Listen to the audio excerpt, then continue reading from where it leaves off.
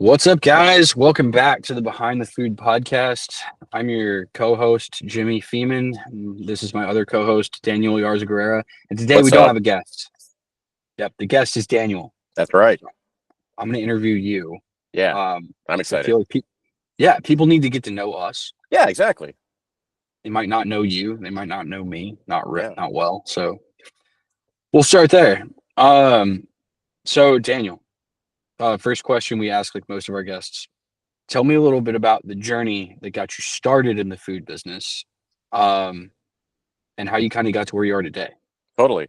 So the furthest back that I can remember working in food was actually out of my house. So when I was a teenager, probably somewhere between 13 and 15, I started a home baking business. And at the time, a lot of things we were doing were really revolutionary. Like I was selling baked goods to my dad's coworkers at Vanderbilt, and I would send them an email list of what we had available that week, like say on a Monday, and then they would email me the orders. And then like Wednesday or Thursday, I would bake them. They would pay me via PayPal, and my dad would just do a little route on Friday and drop it all off.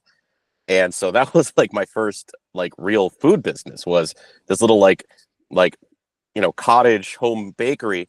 But on the back end, we were also doing really weird things. Like I was hand grinding like grain grown in America with an old like cast iron enamel coated grain mill with this huge flywheel on it. And I remember distinctly the first time that I got an electric grain mill, and I put like 6 pounds of grain in the hopper, and I pushed the button, and 30 seconds later it had been pulverized into powder. I just felt so defeated because I had gotten so good at hand grinding like all this wheat to make all of these baked goods, and like knowing all of a sudden that, oh wow, this one machine that costs so little can do that just like that and make me obsolete. Like really kind of, that was like a moment where I realized like in food, automation is a really big deal. Like even back then when I was like 13, 14, 15, maybe 16 at that time, I can't remember exactly, that like you need to have the right things to be able to scale. So every Christmas season would make thousands of cookies in little gift boxes, and we would, so yeah, by the time I got to high school, I handed that off to one of my siblings, and they ran it for a couple of years after that. Just kind of lost momentum after a couple of years. So it probably ran for 5 or 6 years, probably made tens of thousands of gross easily. So that was my first like exposure in food, was, yeah, just going to send it as a teenager. That is really cool. What year was that? That would have been, let's see, that would have been early 2000s. So no, 2010s, would have been 2010s. So like 20, no, it would have been, it would have been 2000. So like 2004, 5, 6, 7, something like that. Yeah, that's wild. I mean, Yeah. you were doing like kind of like the email list ecom thing before Or it was kind anyone of a else thing. did. Yeah. Yeah. And it was really successful because I was the only one doing it. And the thing is, I didn't even sell. Like my dad would do this little route through Vanderbilt's offices, and people would be like, what's that? And so there was this like organic growth loop where people would see my dad delivering these, they'd smell it, they'd see it, they'd ask to get on the email list, and my emails would just organically grow every week as people got added. And by the time we were done, it was like 150, 200 deep or something like that. It was pretty big. Yeah, and so you started to see like the network effect of food Yeah. is the fact that people can smell it and taste it. Yeah. Yeah. It was I love that. wild. Yeah. So after that, I went to high school, graduated high school. So I kind of did it through high school, graduated high school, and worked in a garden center for like 5 years, learned about horticulture, ran the tree and shrub department with a buddy of mine. And that was a lot of fun. Learned a lot about retail, managing, like, because it was a pretty good sized operation, sourcing, buying, wholesalers, all that good stuff. So that was actually really useful. And after that, I actually worked at a tech company. So I worked at a software company called MedHost. And I did that for another 5 years, learned a lot about software. I actually got pretty proficient at software. But while I was there, every Thursday, food trucks would come to the office, right? And something about that, I just felt like they were having a lot more fun and getting a lot more fulfillment out of the way they made their living than I was. Like I was envious of the way they were existing, right? They pull up for 2 or 3 hours. They do their thing and they leave. They were making food, which I love to do. And they made good money. I could run the numbers in my head based on the line they had and the amount of hours they served. Like you could pretty much figure out what they were grossing. And I was like, this is a decent model. And at that time, my career paths were either like sales, which was traveling everywhere, right? Just on the road all the time, or getting into reactionary programming. And those two roles in tech are always tied to sales volume. So the minute that sales volume does this, first one in the door is cut, right? I was like, well, that seems pretty awful. So I didn't like the way that my career trajectory was looking in terms of like, how would I step up from here? So the options were either go to HCA, which was, a viable option. A lot of my friends are there now. They're killing it. It's a great company to work for. They're making six figures. They would never leave. It's a great company. Or at that time, go ahead and like pivot and do my own thing. And I'd gone to school for entrepreneurship. Like I got a degree, like a business admin degree with a concentration in entrepreneurship. And I was like, if there's ever going to be a time that I'm going to be able to do this, it's now, because I'm young, I'm single, nothing's tying me down. If I go the HCA route, golden handcuffs, I'm going to make a bunch of money. I'm never going to be able to get out of that path after that, right? And I kind of made that choice that I was going to go the entrepreneurship route at that point. And so I did what I learned in school. I wrote a business plan, and then I just started pitching friends of mine that I thought might be interested in cutting us a little tiny seed round. We only needed, I think it was sub $100,000 to get started. So like it was not much at Yeah. all. Yeah. Yeah. So that's like that's kind of an interesting line of thinking. It's like you had done it sort of in school and you were like, I'm not using this. Maybe I should. Yeah. And you kind of hit a fork in the road. How old were you at the time? So the truck launched in 2018. So I was 28 at that point. At the time I started kind of thinking about starting that truck, I was maybe 24, 25, something like that. So it was a few years before we launched. Yeah. So you were not in the corporate world for very long. And then you just were like, wait, like if I stay in this any longer, there's no getting out. Yeah, it was slowly killing me. Like by the end of it, I had one of those very desks to go up and down, and all day long you just saw my desk. Like I was jumping up and down 3 feet all day long, just fidgeting from lack of movement. You weren't meant to be the guy that sat in an office. No, and the sad part was I was really good at the job. Like I was a fantastic. I was kind of like a frontline lead. So they would have a call, they couldn't figure out the issue, they'd walk over to their desk, help them out, help them share their screen, whatever, and then package the cases for reactionary. So I was really good at that job, and I liked that job. But all the career paths out of it, and the fact that I was sitting in a glass cube in the sky all day, combined, were like really driving my motivation to just go to work down. Like I didn't want to go to work anymore. I was so depressed by the end of it. So tell me a little bit about how you found funding the first time, because you're one of those people that actually raised money pre-revenue, Yep. kind of like a seed round thing to launch your food truck. So Yeah. how did you find an investor? And then how did you go about like making that deal happen? I think a lot of the people listening would probably relate to where you were and like, that struggle. Yeah. So I was unique in that my cohort of friends / people that got educated the same way I did, right? Bunch of really motivated entrepreneurial homeschool type guys, right? A lot of them had launched a business or two in front of me, and they had money in the bank, right? So people like Thomas Wilson, who was a buddy of mine, he had started a really interesting thing where he'd buy a semi truck full of merch, liquidated, drop it in his living room, list it all on eBay, flip it, and then do it again, right? And he was just basically never sleeping, and he was doing this. Like when I say never sleeping, that's real. Like he was an insomniac, and he would just do this over and over again. Another buddy of mine, Lucas, started a company called T-Rex Arms, creating Kydex holsters.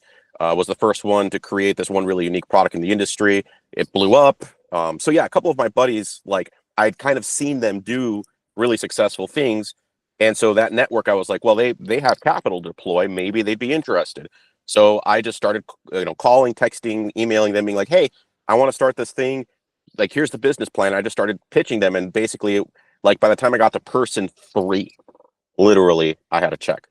Like that's the crazy part. Is I went like 1, 2, and 3, and then like Thomas Wilson was like, yeah, I'll cut you that check. I'll help you get started.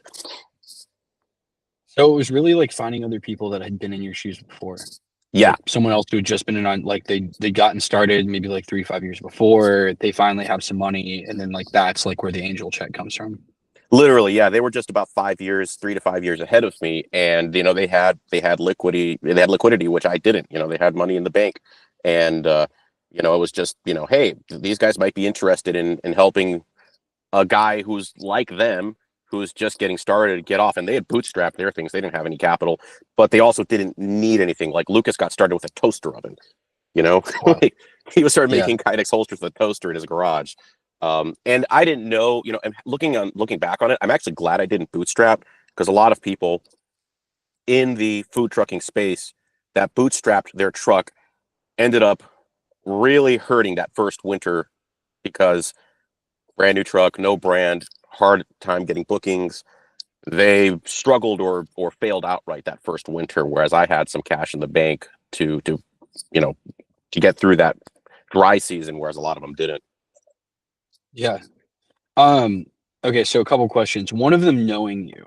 Yeah. And so like knowing you offline, I can ask this, but I've noticed that like as you've aged as an entrepreneur, you launch things a lot faster than you Yes. launch them the first time.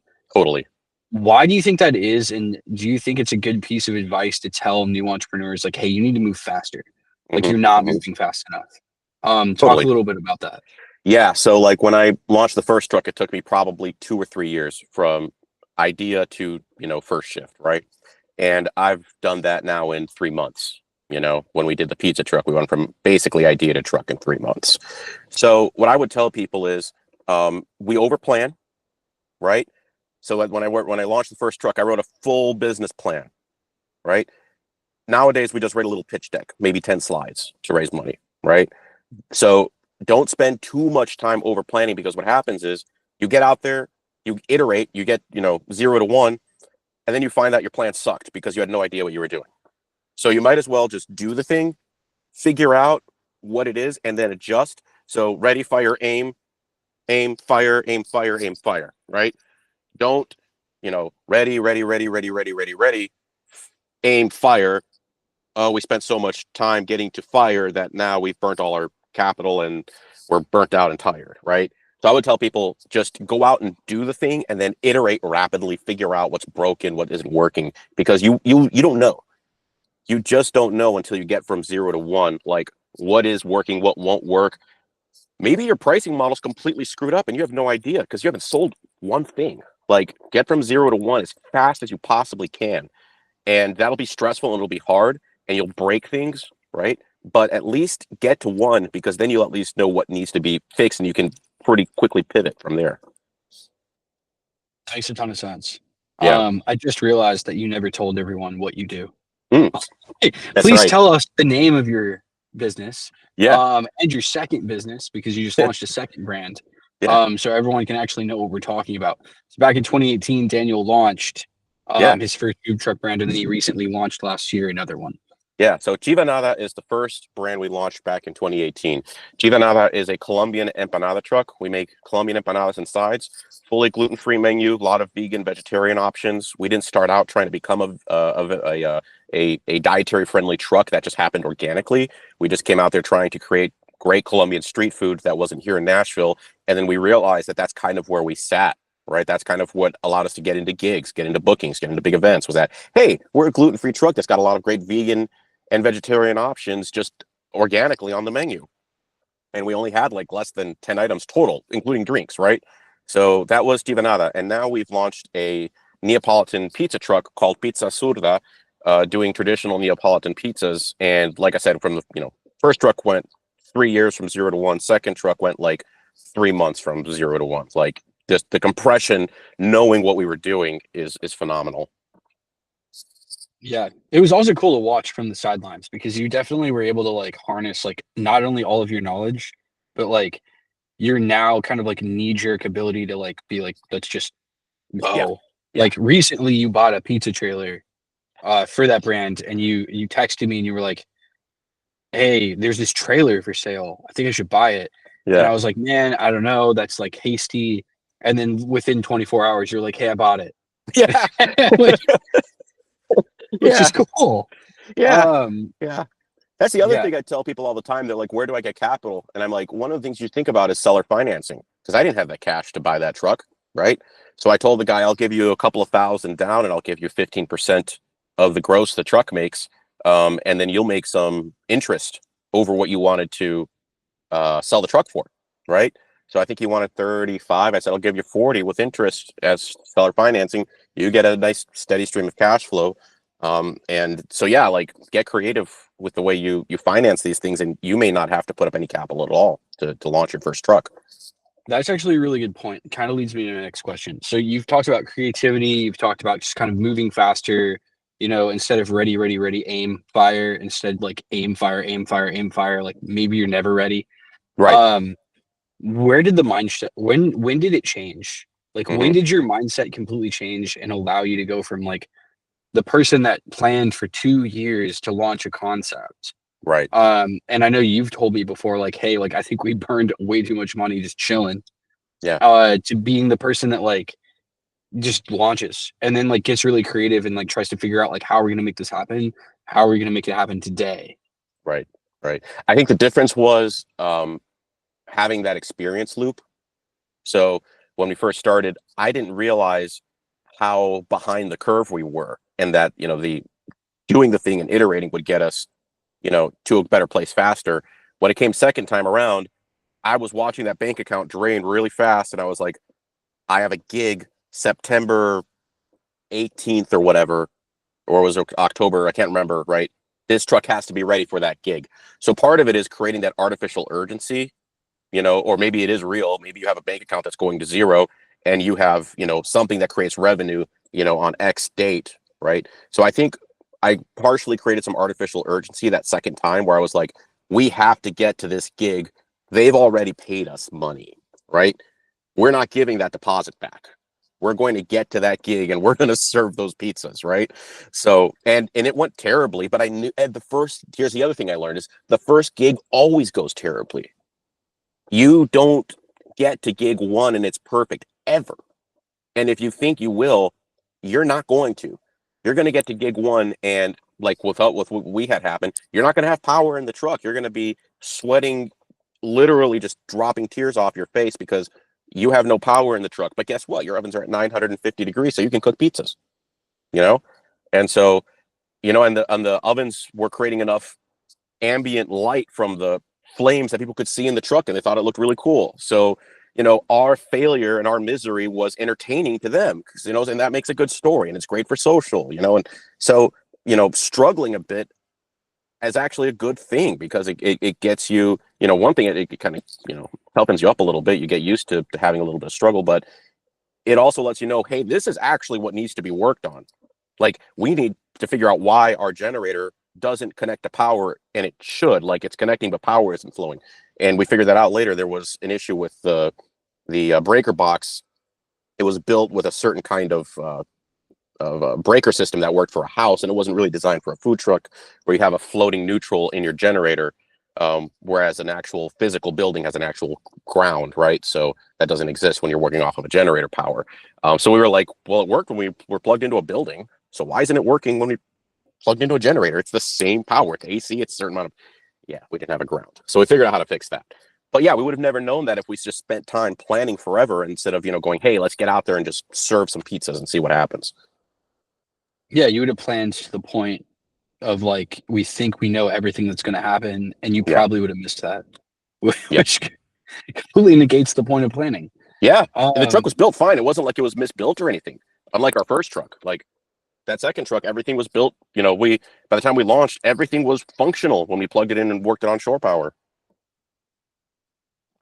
all right, another question that actually leads off of that. You talked about like something that went wrong.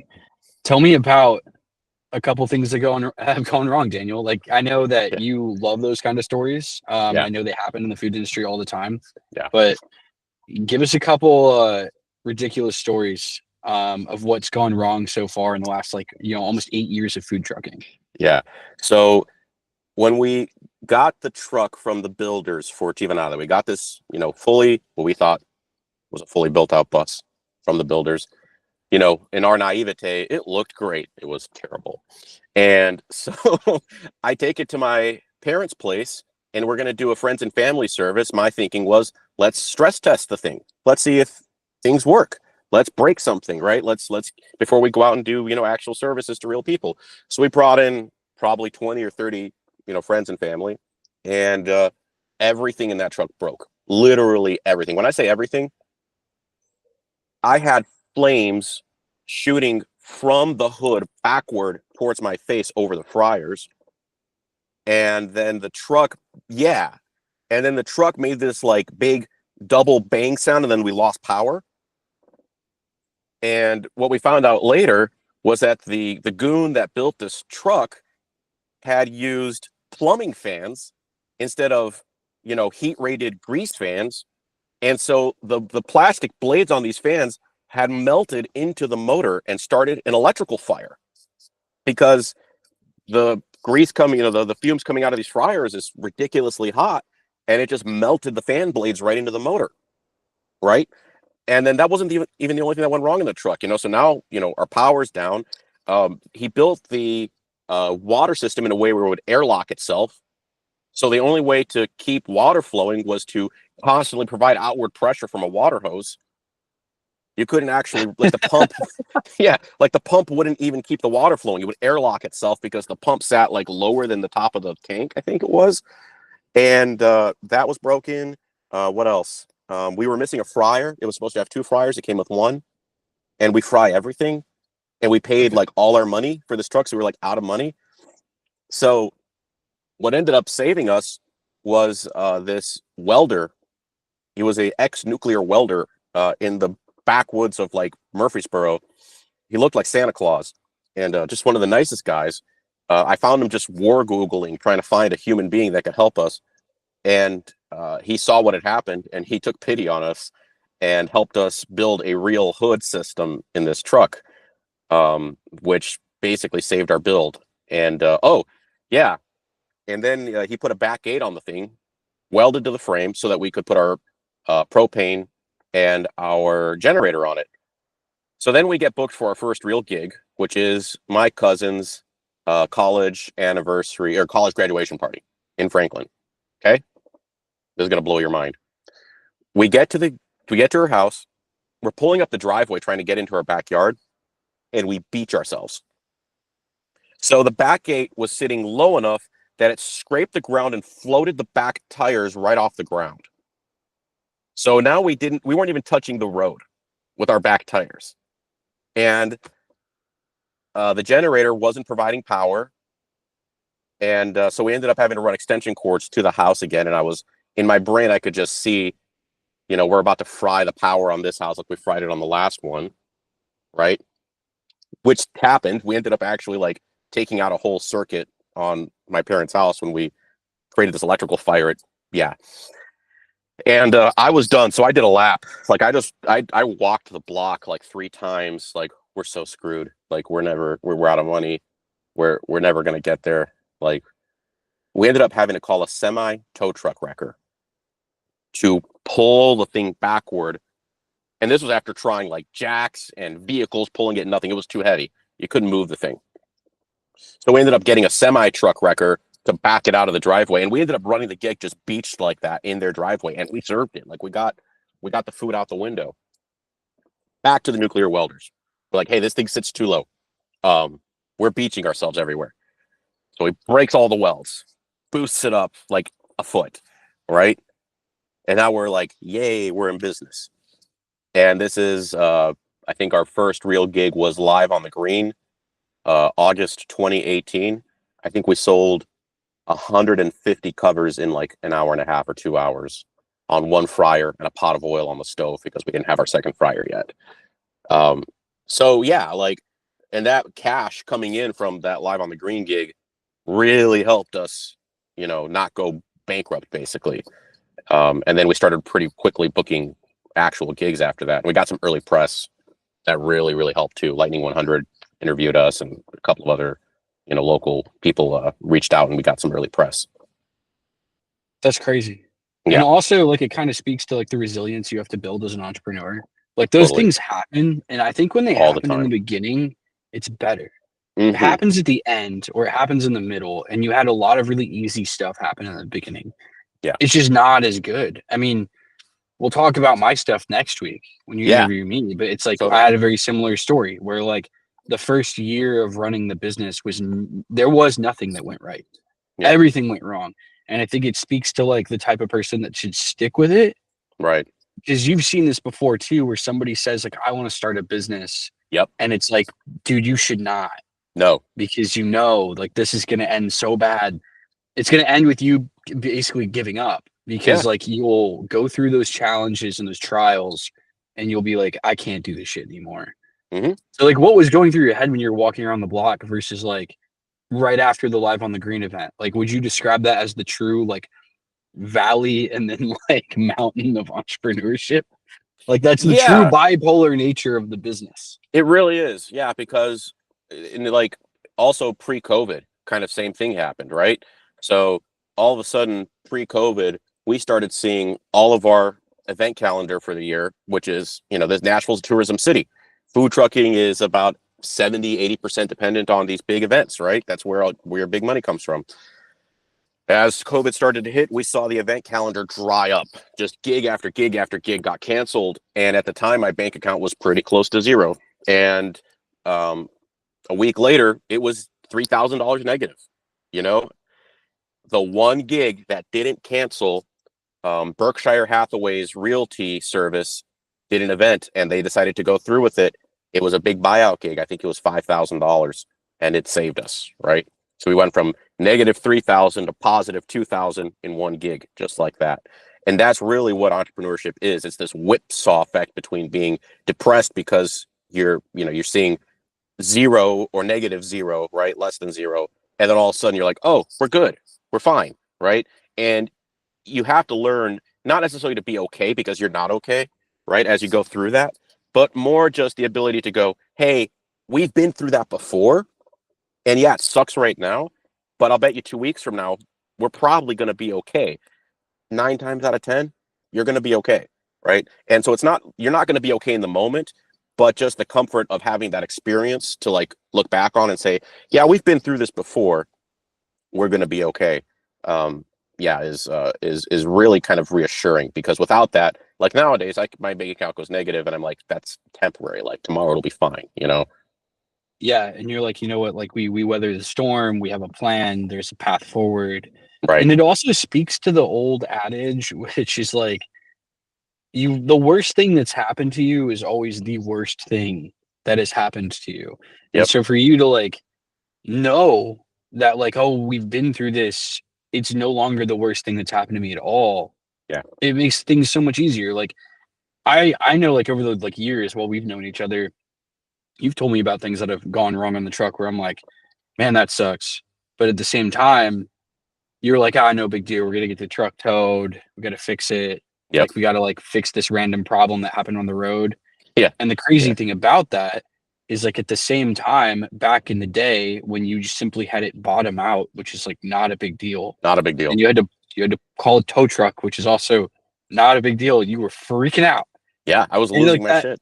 yeah, that speaks to like the inexperienced like entrepreneur versus like the hardened, like battle hardened person that you become by doing it for a long time. And I think Yeah. that like also speaks to like, staying with it. Yep. Um, Yeah. Kind of leads to my next question. Like, why? Like, what do you think it is that allowed you to stick with Chivanada? And then after being in Chivanada for so long, I was there last summer when everyone was telling you like pizza soda is a terrible idea. Right. Um, Turns out they were all full of shit. Right. Um, Right. what allowed you to stick with it? And then what allowed you to not only stick with it, but then be like, oh, I'll just do it to myself again? Right. So definitely two things when it came to pizza Serta. Like why did I go from 0 to 1 faster, but also like how did I have the confidence it was going to go well? I had a lot of insight into food trucking in Nashville that all of my peers around me necessarily did not. And the food trucking business works a lot like the music business, where it's like someone is in a slot for a long time. And then once they leave that slot, somebody needs to fill that void. And back when I started trucking 2018, 2019, there were these fantastic wood-fired or Neapolitan-style pizza trucks on the road, Il Forno. There was Crankies, later Soft Hands, a couple others I can't remember right now, right? And they were making all kinds of money. You'd see them with these crazy lines, and they were crushing it. They'd hit weddings and event caterings like crazy, right? And I was just thinking to myself, where are they, right? Because when we started, they were killing it. And one by one, they went brick and mortar or just retired because they've been at it a while and sold the truck. So there was a gap in the market, right? And I could see that, and other people couldn't, right? Because I was just in it every day. I'd be at events. I'm like, where's the pizza truck? The pizza truck's not there, right? Secondly, the other half of that was at the same time that, this kind of thought was going through my head, we're missing a crucial piece of the industry. Compact backyard pizza ovens came kind of into their own. So at the same time, Gosney launched their Gosney Arc XL pizza oven. And I was messing with this thing in my backyard, and I was like, this thing can produce volume. Like when Il Forno launched their truck, to put a full wood-fired, oven on the back of their pizza trailer, $15,000+, probably 20 now with inflation, right? This little oven is $1,000 and can produce pizza that's just as good and can do it at pace, right? It's not going to cool down too much. So I was like, okay, so now there's a CapEx change in the way that it takes, like you used to do 15,000, now it's 1,000, and there's space in the industry. I was like, I'd be an idiot not to take advantage of this. As other people, all they were seeing was Daniel's the empanada king, right? Why is he going to do pizza all of a sudden? And in my brain, I was just going, no one else is doing it. There's a big opening in the market. Why isn't anyone grabbing pizza? And what was happening was everyone was doing hibachi. Hibachi was exploding. There were so many hibachi trucks, and I was like, everyone's doing hibachi, but no one's touching pizza. So I started creating, I had a baking background, so I was able to draw from that to kind of iterate dough recipes, came up with something super unique that no one else had done. I was actually talking to my cheese rep like a month ago and kind of explained our dough process. He's like, I don't know anybody who's doing what you're doing with dough. So yeah, we got something really unique that was an actual like unique offering that no one else, restaurant or otherwise, was doing. And my buddy BJ had a truck that he was trying to do like lease to own deals. He was trying to get into that business at the time. So I said, yeah, we'll be your first like lease to own customer. And that deal ended up rapidly changing. But again, like, things iterate over time. And we went from 0 to 1 in about 3 months with that truck. And it's just been a rocket ship since then. Yeah, I mean, that speaks so much to like how your experience like compounded over time and then allowed you to just be like, it's like all the value accumulated and you didn't see it in your bank account, and then suddenly it was like, yeah, but I have this skill, which that like I know what's going on and no one else does. But getting there, like, why have you stuck with it for so long? Yeah, a couple of things. One, I can't think of anything else I'd rather be doing right now. That's probably the main reason. It's like, what else would I do, right? It's like, I don't like go back to tech. I hated that, right? And I'm 8 years out of the business now. So yeah, I've got friends. I could probably get a job there if I really wanted to, but I'd hate it again, right? I already did that. I know that that's not what I want to do. And I'd rather do this with my life every day. And there's a lot of times where I'm really, down and depressed and it's rough, but there's also really good times. And I think most people who work in food, whether that's like a line cook behind the line, or you're a food trucker, you're kind of chasing an adrenaline high that comes from being in the weeds 5, 10, 20 tickets deep, line out the door. You're about to make a ton of money. You're in the weeds and you're just back there smiling, just having a grand old time, right? There's almost like that runner's high that you're constantly chasing. And I think that's why people stay in the food business, because the rest of it really, really, really sucks, right? But that moment is so incredible that it doesn't necessarily make up for all of it, but it makes you want to go at it again. It's almost like an addiction, right? You're chasing that high over and over again because it's so awesome when it happens.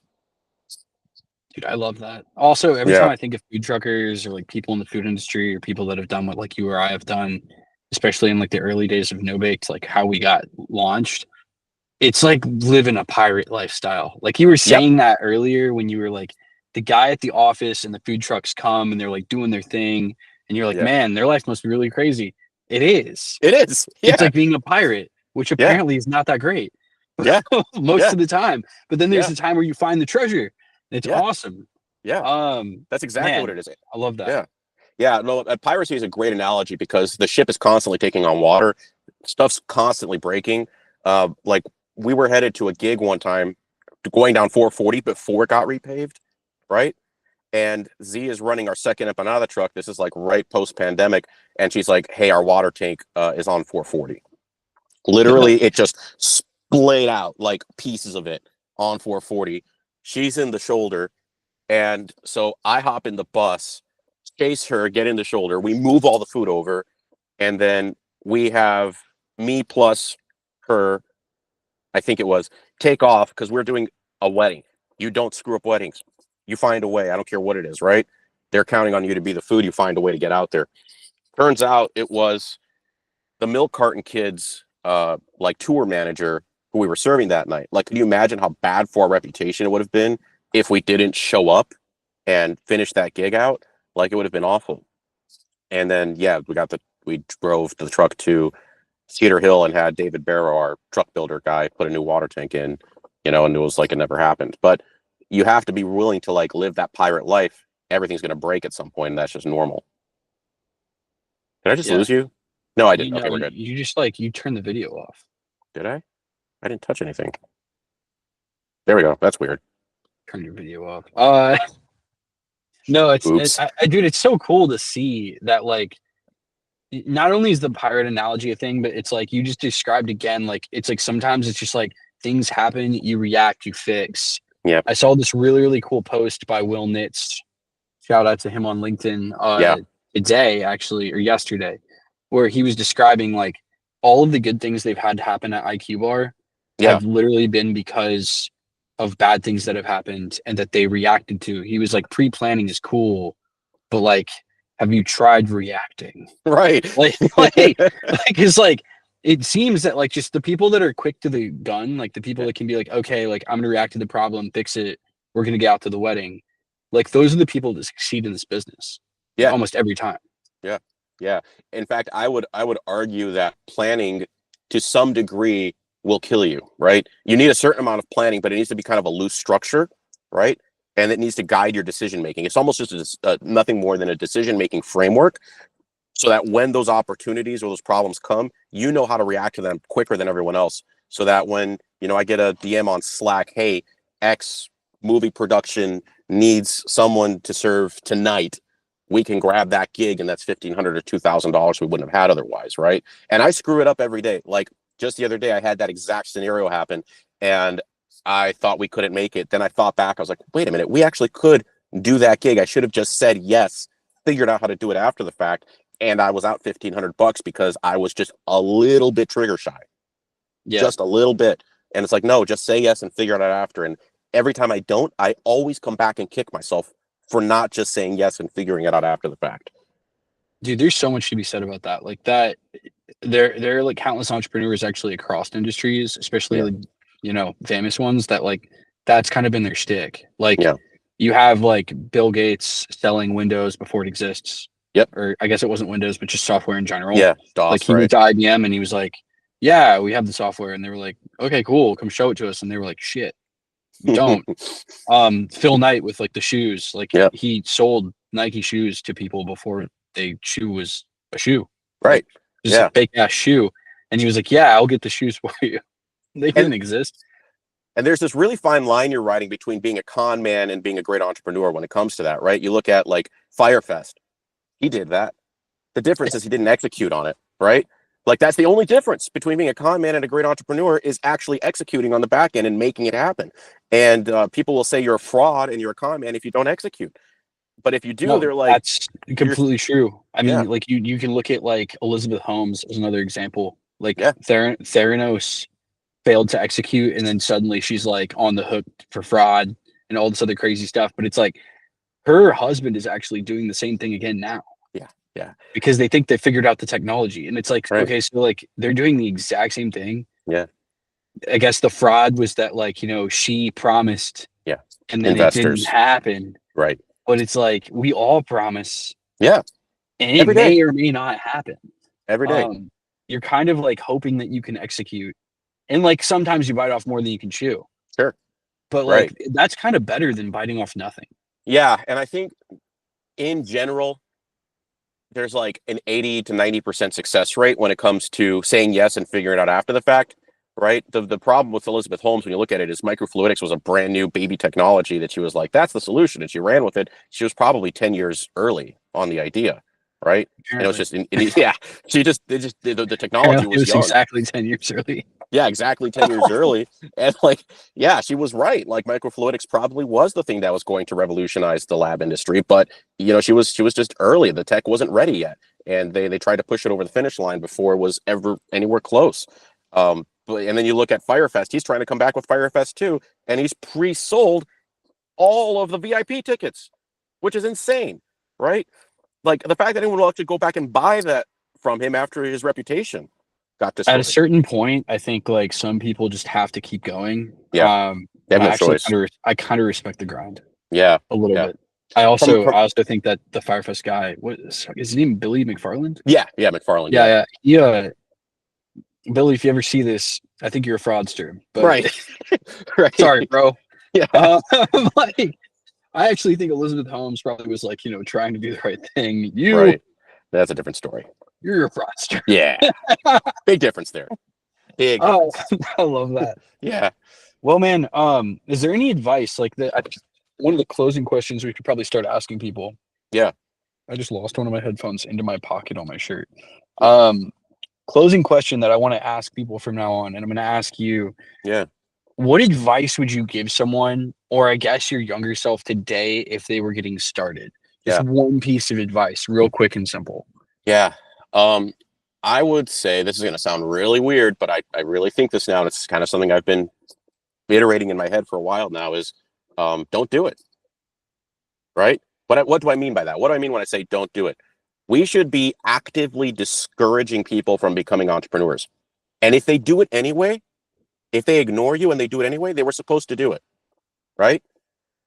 If we tell people no and explain to them how awful it is and how difficult it is and how you're going to lose sleep and it's going to be awful, you're going to be stressed out, you're going to age quicker, and they're like, that's definitely for me, I want that, then they were the right people. We've romanticized entrepreneurship to the point where, and glamorized it to the point where people don't have an accurate vision or picture of what it's really like to be in the trenches every day and what it is actually like and what it's going to do to you as a person, and your mental health, your physical health. We need to be actively discouraging people, and if they choose to do it anyway, they were the ones that were supposed to do it from day one, right? That's kind of the mindset I've picked up, is just actively discourage people from doing this, explain to them how awful it is, and if they do it anyway, they were meant to be entrepreneurs, right? We need to stop making it a lifestyle, right? Glamorizing it and explain to people this is more like joining the Marines. They're idiots, right? They're absolute crazy nuts that decide to do it anyway, and everyone knows how awful it is, but they're cran eaters, right? That's all they know how to do. This is the only thing that makes them happy. It's the only thing they will do, right? We should be actively promoting the idea that entrepreneurship is for a select few who are nuts, and the rest of us really should be just working for those people because they're great at what they do and they're going to be great leaders. And we need less awesome entrepreneurs, I think. That probably sounds controversial, but that's kind of where I've landed. Yeah. No, I mean, I honestly, I didn't see that coming. Yeah. That is insane advice, and I like it. And Thanks. it also resonates, I mean, with like your story last year. Yeah. Like people, including me, Mm-hmm. that told you, please don't start a food truck that does Right. pizza. Yeah. And all of our thoughts at the time were just like, yeah, like you're gonna be too distracted, it's too hard, it's too complicated. We were honest with you and you did it anyways. Yeah. Therefore proving you were supposed to do it in the first place. Exactly. Yeah, I mean, people tell you no, and then you got to kind of get up and like do the thing. Right. And You've got to believe in you. Up and do, yeah. If you can't get back up and do the thing, you probably shouldn't have been doing it in the first place. Yeah. Get that great job that pays 6 figures, go to school, get that, 4 weeks paid vacation, those benefits, and have an awesome life, Don't do this unless you're completely crazy. Exactly. Unless you're completely crazy, because we're not communicating what the actual choice dynamic is here. Like what is the opportunity cost of being an entrepreneur? That's really what it is. It's like, those golden handcuffs that, lead to a pretty awesome life in a lot of ways, right? If you really stick with it, right? Or this, which is, constant stress and pain for, a pretty cool outcome, but we're not actively letting people know the stress and pain. All right, dude. We'll close up the podcast now. Yeah. I have more things I'd love to say, but we'll say them next week. Yeah. Guys, thanks for hanging out with us. I hope you check out Daniel's food trucks and brands, Pizza Assurda and then Chivanada. If you want to learn more about them, go to their websites. That's I right. heard they might be franchising or something like that soon. Yeah. Keep an eye out for that. Check them out on social and check Yeah. them out there. Right.